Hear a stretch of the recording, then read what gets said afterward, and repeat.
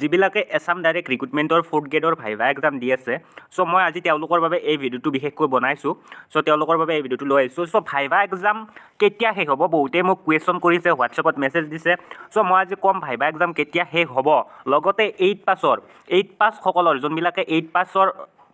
qualify হৈছে চ' তেওঁলোকৰ viva এক্সামটো কেতিয়া মানে ষ্টাৰ্ট হ'ব চ' গোটেইখিনি ক'ম লগতে 10 পাছৰটো কেতিয়া শেষ হ'ব লগতে আপোনালোকে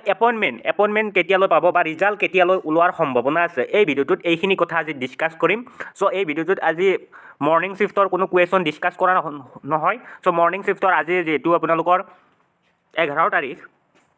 আজি 12 তাৰিখ চ' 12 তাৰিখৰ মৰ্ণিং শ্বিফ্টৰ কি কুৱেশ্যন সুধিলে অলপ পিছত আপোনালোকে ভিডিঅ' পাই যাব চেনেলটোৰ লগত জড়িত হৈ লওক আজি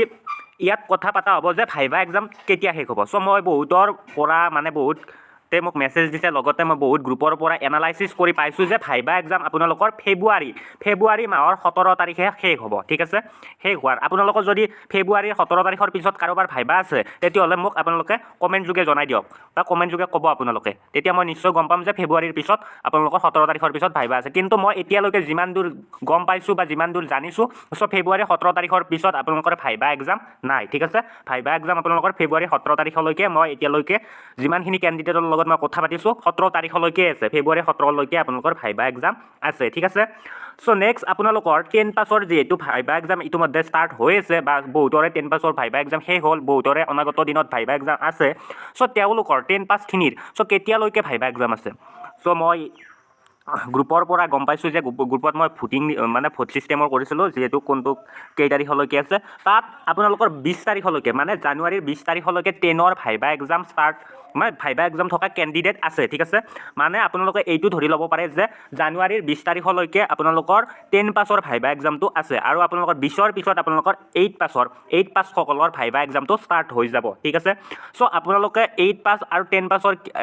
পেটাৰ্ণটো যিটো আপোনালোকৰ কুৱেশ্যন সুধি আছে ভাইভাত আপোনালোকে যদি মোৰ ভিডিঅ'বিলাক চাইছে তেতিয়াহ'লে গম পাব যে পাৰ্ট ৱাইজ মই বনাইছোঁ কেনেকুৱা ধৰণৰ কুৱেশ্যন সুধি আছে চ' একেই ধৰণৰ কুৱেশ্যনে সুধিব নেকি চ' আপোনালোকক 8 পাছৰ অলপ সহজ হ'ব কুৱেশ্যনবিলাক আপোনালোকে ইমানো চিন্তা কৰিব নালাগে কিন্তু পেটাৰ্ণবিলাক আপোনালোকে তেনেকুৱা ছেম টাইপৰে হৈ যাব ঠিক আছে আপোনালোকে এইবিলাক ভিডিঅ' চাই থাকিব চ' আপোনালোকে 8 পাছতে হওক বা 10 পাছতে হওক আপোনালোকৰ পেটাৰ্ণবিলাক যিহেতু ছেম হ'ব আপোনালোকে তেনেকুৱা ধৰণৰে অলপ সহজ হ'লেও তেনেকুৱা ধৰণৰে কুৱেশ্যন সোধা যাব ঠিক আছে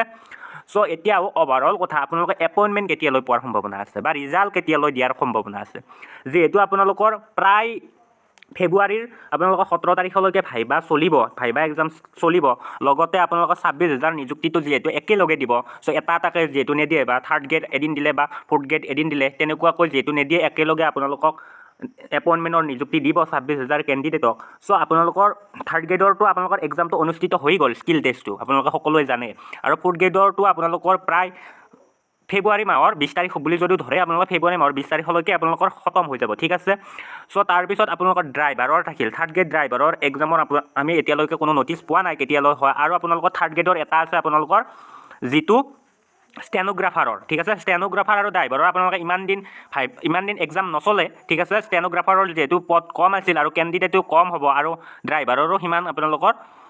কেণ্ডিডেট নাই ঠিক আছে আপোনালোকৰ খুব বেছি